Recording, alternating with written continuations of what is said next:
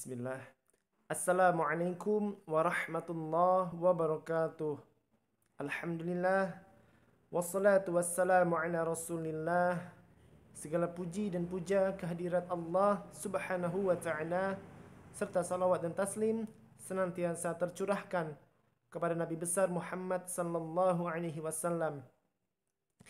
Hadirin yang dirahmati Allah subhanahu wa ta'ala, kita lanjutkan lagi pembacaan kitab Sahih Bukhari dan Muslim muttafaqun alaih pada bab kepemimpinan dengan subbabnya wajib taat kepada pemimpin selama bukan maksiat dan haram taat jika maksiat. Bagaimana maksudnya? Insyaallah kita akan membahasnya bersama-sama. Kita mulai dari hadis pertama, yaitu dari Ibnu Abbas radhiyallahu anhu. Beliau berkata, beliau membacakan ayat, taatlah, yang artinya taatlah kepada Allah dan taatlah kepada Rasulullah dan pemimpin di antara kalian.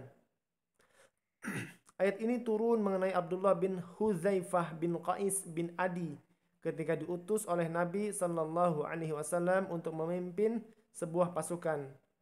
Hadis ini dikeluarkan oleh Bukhari pada kitab ke-65, kitab tafsir, bab ke-11, bab firman Allah, taatilah Allah, taatilah Rasulnya, dan ulil amri di antara kamu.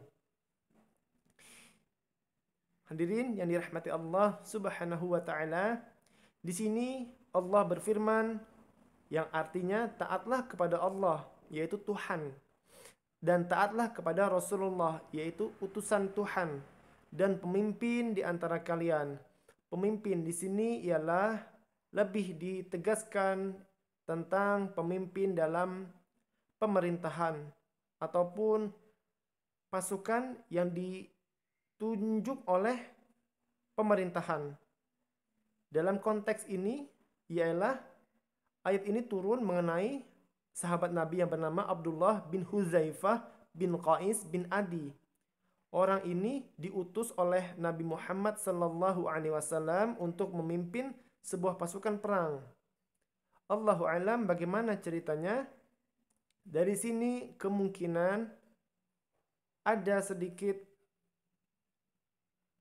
perselisihan atau perbedaan pendapat tentang mengapa saya harus patuh kepada Abdullah bin Huzaifah bin Qais bin Adi ini. Allahu a'lam bissawab. Semoga Allah mengampuni dosa-dosa saya apabila ada salah. Maka turunlah ayat ini, Allah berfirman, taatlah kepada Allah, taatlah kepada Rasulullah dan pemimpin di antara kalian. Yaitu sahabat ini Abdullah bin Huzaifah ialah ditunjuk langsung oleh Nabi Muhammad sallallahu alaihi wasallam, yang artinya apapun yang dilakukan ataupun strategi perang dalam konteks ini ialah pasukan perang. Apapun strateginya, apapun perintahnya, selama itu bukan maksiat, maka keputusan dari sahabat Abdullah ini ialah keputusan orang yang mengutusnya, yaitu Muhammad sallallahu alaihi wasallam, pemimpin kita semua.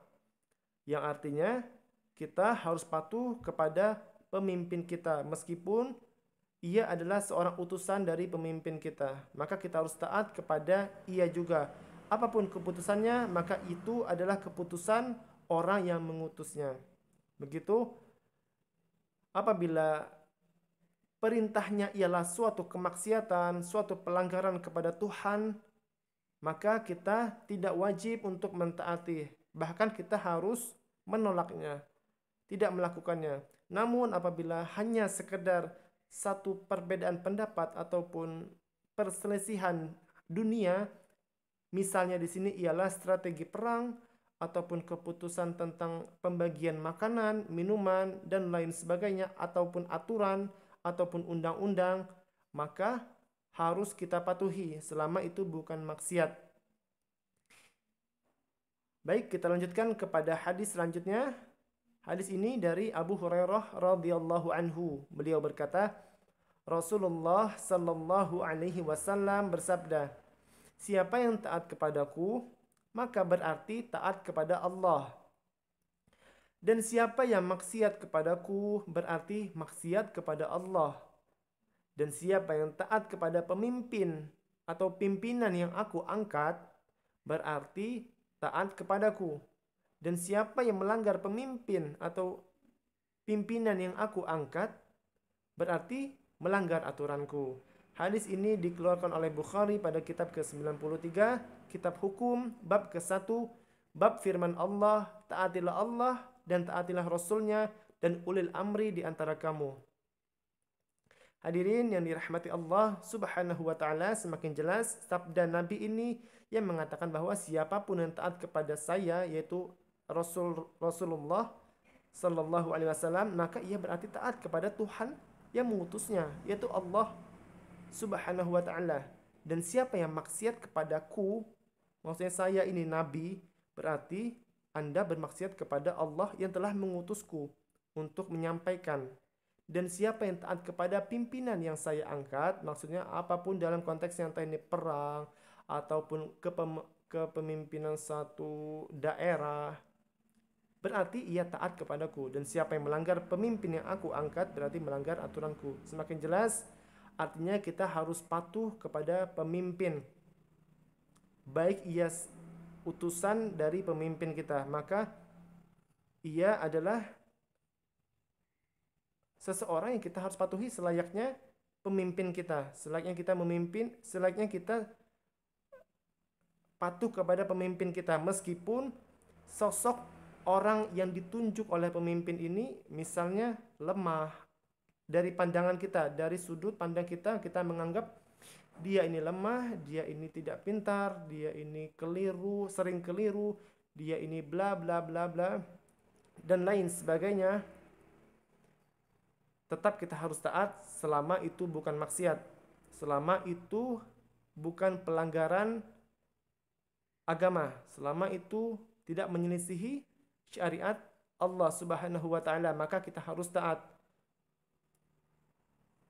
Begitu. Kita lanjutkan lagi dari hadis selanjutnya, yaitu dari Abdullah bin Umar radhiyallahu anhu, beliau berkata radhiyallahu anhuma, beliau berkata, Nabi Muhammad sallallahu alaihi wasallam bersabda, patuh dan taat itu pada pemimpin adalah wajib bagi seseorang dalam hal apa yang ia suka atau benci, selama tidak diperintah berbuat maksiat. Jika diperintah maksiat, maka tidak wajib patuh dan taat. Hadis ini dikeluarkan oleh Bukhari pada kitab ke-93-nya, kitab hukum, bab keempat, bab mendengar dan taat kepada pemimpin selama bukan maksiat. Hadirin yang dirahmati Allah Subhanahu wa taala, semakin jelas hadis berikut ini, yaitu kita benar-benar harus patuh meskipun suka atau tidak suka. Ingat, suka atau tidak suka, selama bukan pelanggaran Allah Subhanahu wa taala, maka kita harus patuh. Kita ambil contoh mudahnya ialah di Indonesia, negara kita. Maka apapun perintah presiden kita yang saat ini ialah Joko Widodo, Bapak Joko Widodo, apapun perintah beliau, maka kita harus patuhi. Misalnya dalam kondisi sekarang ini ialah sedang dalam kondisi pandemi dan beliau memiliki strategi untuk menyelesaikan permasalahan ini di masyarakatnya. Apapun isi strateginya, maka kita harus patuhi dan dukung apabila beliau memerintahkan sesuatu, misalnya untuk suntik vaksin ataupun harus memakai masker ketika keluar rumah, menjaga jarak dengan orang lain, dan rutin mencuci tangan, maka hukumnya wajib. Yang artinya apabila kita melanggar, kita berdosa, dikenakan hukum dosa di sini. Ingat, yang wajib itu apabila tidak dilakukan, maka dosanya besar. Maka lawan yang wajib ialah haram. Haram bagi kita apabila kita tidak memakai masker, karena itu perintahnya presiden. Dan presiden adalah ulil amri di antara kita, pemimpin kita. Itu bukan maksiat. Memakai masker bukan maksiat, mencuci tangan, rutin mencuci tangan bukan maksiat, menjaga jarak ketika berada di luar rumah juga bukan maksiat. Maka tidak ada, atau suntik vaksin pun tidak ada maksiat. Maka tidak ada alasan untuk kita menolak. Kita harus dukung, kita harus mudahkan jalan strategi yang telah dipertimbangkan atau diatur oleh mereka semua, pemerintah. Kita harus mendukung. Apabila kita tidak mendukung, maka sulit bagi mereka, karena Indonesia ini bukanlah 1, 2, 10 orang saja, tetapi ratusan ribu, jutaan orang. Maka apabila tidak kompak, maka sulit bagi mereka. Kita harus mendukung mereka selama itu bukan maksiat. Hukum bagi kita untuk wajib mematuhi perintahnya ialah wajib. Ketika kita melanggar, maka kita dikenakan hukuman haram. Haram bagi kita untuk melanggar aturan mereka, selama aturan mereka itu bukan pelanggaran Allah Subhanahu wa taala. Misalnya ialah diperintahkan untuk membuka baju ketika membuka pakaian ketika berada di rumah, itu jelas pelanggaran. Kita diperintahkan untuk berhenti sholat, itu suatu pelanggaran, maka kita tidak harus mematuhinya. Namun selama itu hanya perbedaan pendapat tentang duniawi ataupun perselisihan tentang satu mufakat ataupun satu pendapat, maka itu kita harus mematuhi perintah presiden kita. Begitu, karena ini hukumnya wajib ya. Hadirin yang dirahmati Allah Subhanahu wa taala, semoga bisa dipahami. Karena beliau, Bapak Joko Widodo, ialah pemimpin kita. Kita sebenarnya sudah enak berada di Indonesia ini. Kita bisa sholat berjamaah, kita bisa berpuasa Ramadan dan didukung oleh pemerintah, kita bisa naik haji dimudahkan, kita Islam azan dikumandangkan di mana-mana dan lain sebagainya. Beda dari tempat-tempat, contohnya saudara muslim kita Palestina. Itu susah sekali untuk sholat, susah untuk menjenguk tetangga pun susah, untuk sekolah susah. Maka kita harus dukung apapun keputusan Bapak Joko Widodo, meskipun itu berbeda pendapat tentang apapun isinya. Meski kita suka ataupun tidak suka, kita harus patuh selama itu bukan perbuatan maksiat. Baik, kita lanjutkan, semoga semakin jelas dari hadis selanjutnya, yaitu dari Ali radhiyallahu anhu, Ali bin Abi Thalib. Beliau berkata, Rasulullah sallallahu alaihi wasallam mengirim pasukan dan diserahkan pimpinannya kepada seorang sahabat Ansor. Tiba-tiba ia marah kepada mereka dan berkata, bukankah Nabi sallallahu alaihi wasallam telah menyuruh kalian menurut kepadaku? Jawab mereka, benar. Sekarang aku perintahkan kalian supaya mengumpulkan kayu dan menyalakan api, lalu kalian masuk ke dalamnya. Maka mereka mengumpulkan kayu dan menyalakan api. Ketika akan masuk ke dalam api, satu sama lain saling memandang dan berkata, kami mengikuti Nabi sallallahu alaihi wasallam hanya karena takut dari api atau neraka. Lalu mengapa sekarang kami akan memasukinya? Tak lama kemudian padamlah api dan reda juga amarah pimpinan itu. Setelah kejadian itu disampaikan kepada Nabi Muhammad sallallahu alaihi wasallam, maka Nabi sallallahu alaihi wasallam bersabda, andaikan mereka masuk ke dalam api itu, niscaya tidak akan keluar selamanya. Sesungguhnya wajib taat hanya dalam kebaikan. Hadis ini dikeluarkan oleh Bukhari pada kitab ke-93, kitab hukum, bab keempat, bab mendengar dan taat kepada pemimpin selama bukan maksiat. Alhamdulillah, kita mendapatkan satu petunjuk lagi sunnah Rasulullah sallallahu alaihi wasallam dalam bab ini. Hadirin yang dirahmati Allah Subhanahu wa taala, dari contoh ini kita semakin mendapatkan kejelasan bahwa kita tidak boleh patuh terhadap pemimpin apabila itu adalah pelanggaran, apabila itu adalah satu maksiat. Ada hadis lain dari Nabi sallallahu alaihi wasallam bahwa kita tidak boleh, yang isinya, yang maknanya, kita tidak boleh menyiksa atau menghukumi makhluk Allah lain dengan api. Sesungguhnya yang berhak menyiksa dengan api ialah pemilik api, yaitu Allah Subhanahu wa taala. Maka ketika pemimpin ini memerintahkan para sahabat atau pasukan perang itu untuk membuat api, maka dibuatlah api, patuh. Tetapi ketika disuruh untuk terjun ke api itu, masuk ke dalam api itu, sahabat ini kebingungan. Jadi antara harus patuh atau tidak patuh, karena hadis yang sebelumnya harus patuh kepada pemimpin dan ayat tentang harus patuh kepada pemimpin itu telah disampaikan, sehingga mereka bingung dan saling memandang antar sahabat yang lain, apakah harus patuh atau tidak patuh, sehingga mereka lambat karena terlampau lama, akhirnya padamlah api itu. Dan sang pemimpin pun awalnya marah, tetapi makin lama makin redamlah amarahnya. Sesampai pulang ke Nabi Muhammad SAW, mereka semua menyampaikan semua kronologinya, bagaimana dari awal hingga akhir. Akhirnya Nabi SAW menyampaikan, bersabda, andaikan mereka masuk ke dalam api itu, niscaya tidak akan keluar selamanya. Maksudnya,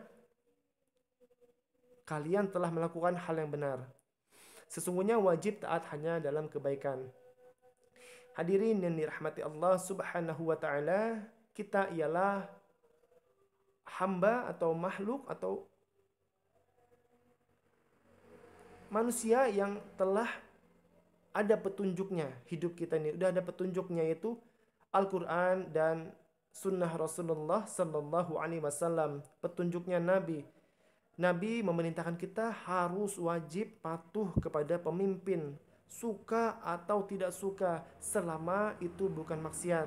Ya, hadirin yang Allah rahmati, karena Anda telah masuk atau mendengarkan dalam majelis ilmu ini, insyaallah Allah rahmati, Allah limpahkan rahmat kepada Anda semua. Anda harus ketahui dan ingat, camkan dalam hati bahwa kita semua harus patuh kepada pemimpin, suka atau tidak suka, senang atau tidak senang, setuju atau tidak setuju, kita harus patuh selama itu bukan maksiat.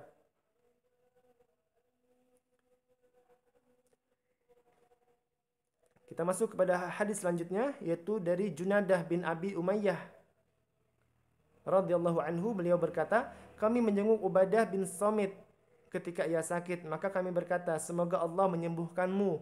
Sampaikanlah sebuah hadis yang berguna kepada kami yang pernah engkau dengar dari Nabi Sallallahu Alaihi Wasallam.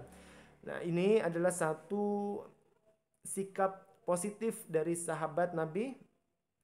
Mereka senang sekali mendengarkan hadis atau petunjuk dari Nabi yang mungkin belum pernah mereka dengar, namun telah didengar oleh sahabat yang lain. Jadi ketika mereka hampir mati pun, mereka ingin sekali mendengarkan hadis dari Nabi Shallallahu Alaihi Wasallam. Mungkin ada yang belum pernah mereka dengar. Itu kebiasaan mereka. Bahkan sampai hampir mati pun menginginkan satu kebaikan. Maka Ubadah berkata, Nabi Shallallahu Alaihi Wasallam memanggil kami, maka kami berbaiat kepadanya. Dan di antara yang kami baiat itu harus patuh dan taat di dalam suka, duka, ringan dan berat, sukar dan mudah atau bersaingan. Dan supaya kami tidak menentang sebuah urusan dari yang berhak, kecuali jika jelas melihat ada kekafiran dengan bukti nyata dari ajaran Allah. Hadis ini dikeluarkan oleh Bukhari pada kitab ke-92, kitab fitnah-fitnah bab kedua, bab sabda Nabi, kalian akan melihat perkara-perkara yang kalian ingkari sepeninggalku. Hadirin yang dirahmati Allah Subhanahu wa taala, sangat jelas sekali Nabi memerintahkan kita, memberikan petunjuk kepada kita bahwa ini adalah benar apabila kita patuh kepada pemimpin, meskipun menurut kita itu keliru, meskipun menurut kita itu tidak tepat. Petunjuk Nabi kita Sallallahu Alaihi Wasallam ialah kita harus mematuhinya. Terlepas daripada itu, setelah kita melakukannya, lalu pemimpin ini berubah pikiran, mengambil plan B, yang mana plan B itu adalah yang paling tepat dan itu adalah pendapat kita, maka kita harus dengan lapang dada mematuhinya kembali. Tidak boleh kita mengatakan, kenapa tidak dari tadi melakukan ini, kenapa itu, banyak protes, banyak keluhan itu haram hukumnya. Kita tidak boleh menjudge pemimpin. Itu semua telah ada hikmah dari Allah Subhanahu wa taala. Kita harus melalui proses yang keliru dulu sehingga Allah kasih hidayah kepada pemimpin, akhirnya memutuskan untuk melakukan plan B, dan ketika melakukan plan B mendapatkan solusi, maka itu adalah hikmah dari Allah. Kita harus mencari hikmah. Insya Allah itu adalah pilihan yang tepat, karena memang petunjuk bagi kita sebagai orang yang dipimpin ialah harus patuh kepada pemimpin selama bukan maksiat. Namun bab lain bagi pemimpin harus bersikap bijaksana. Pemimpin harus mengajak untuk bermusyawarah apabila ada satu masalah yang sulit untuk dipecahkan. Maka ada bab tersendiri bagi dia si pemimpin. Namun bagi bab orang yang dipimpin, maka kita harus patuh kepada pemimpin. Boleh menyampaikan pendapat, boleh menyampaikan saran, namun keputusan ada di tangan pemimpin. Maka kita harus patuh. Sekali lagi, hukumnya wajib apabila kita melanggar atau tidak mau divaksin atau tidak mau memakai masker keluar dan lain sebagainya, maka hukumnya haram, kita mendapatkan dosa. Takutlah kepada Allah, bertakwalah kepada Allah. Dengan cara ini kita harus patuh kepada pemimpin. Demikian hadirin yang dirahmati Allah Subhanahu wa taala, semoga ilmu ini bermanfaat. Semoga dengan ini kita semakin paham bahwa kita harus patuh kepada pemimpin, suka dan tidak suka ataupun tidak suka, kita harus patuh. Dan semoga kita semakin merindukan Nabi Muhammad sallallahu alaihi wasallam yang telah meninggalkan kita, namun petunjuknya tidak akan pernah hilang. Senantiasa kita pelajari terus. Teruslah menggali ilmu agama, karena ini adalah petunjuk hidup. Apabila kita melaksanakan semua sunnah Rasulullah sallallahu alaihi wasallam, petunjuk-petunjuk beliau, maka bahagialah kita, maka selamatlah kita dunia dan akhirat. Dunia dan akhirat insyaallah kita akan selamat, bahagia. Dari petunjuk ini kita harus patuh kepada pemimpin. Lebih dan kurangnya saya mohon maaf. Bantu share untuk mendapatkan pahala lebih, dan bantu dukung channel ini dengan cara subscribe. Semoga Allah senantiasa merahmati kita semua. Subhanakallahumma wa bihamdika asyhadu an la ilaha illa anta astaghfiruka wa atubu ilaik. Wassalamualaikum warahmatullahi wabarakatuh. Jazakumullah khairan katsiran.